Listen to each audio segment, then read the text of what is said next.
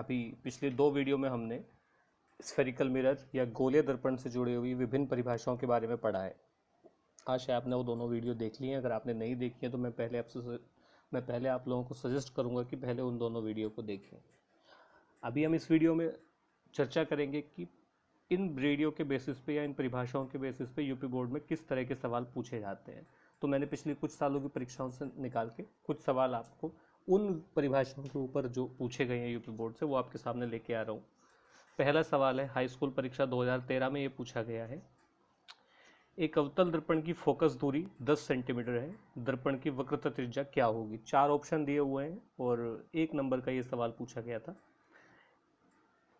हमारी दूसरी वीडियो में हमने देखा था कि वक्रता त्रिज्या एवं फोकस दूरी में रिलेशन हमने पढ़ा था और वो रिलेशन होता है r इज इक्वल्स टू वक्रता त्रिज्या फोकस दूरी की 2 गुना होती है या फोकस दूरी वक्रता त्रिज्या की आधा होती है।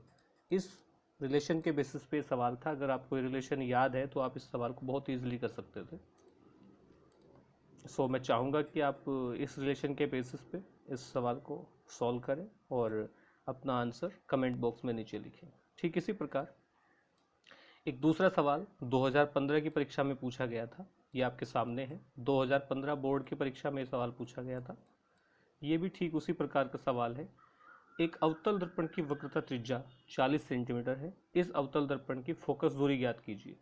इस सवाल में वक्रता त्रिज्या गिवन है, मीन्स आर गिवन है और आपको निकालना है फोकस दूरी एफ आपसे पूछा हुआ है।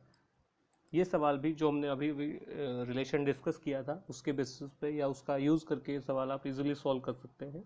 इस सवाल को भी आप सॉल्व कीजिए और अपना आंसर नीचे कमेंट बॉक्स में डालिए।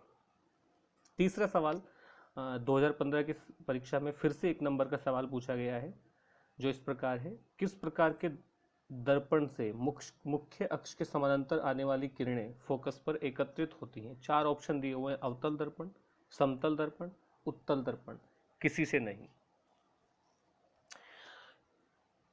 ये सवाल सोचिए आप। और फोकस दूरी का हमने पिछले 2 वीडियोस में डिस्कस किया था कि फोकस दूरी की परिभाषा क्या होती है। अगर उस परिभाषा आपको ध्यान से याद है तो ये सवाल आप इजीली सॉल्व कर सकते हैं। थोड़ा सा सोचने पे ये सवाल सॉल्व हो जाएगा और इसका डिफ़िकल्टी लेवल हल्का सा ज़्यादा है पिछले 2 सवालों से।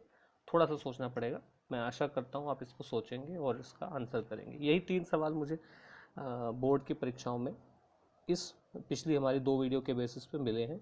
आप इन तीनों को सॉल्व कीजिए और आगे भी हम इसी तरह की वीडियोस लेके आते रहेंगे। बहुत बहुत धन्यवाद। Thank you very much.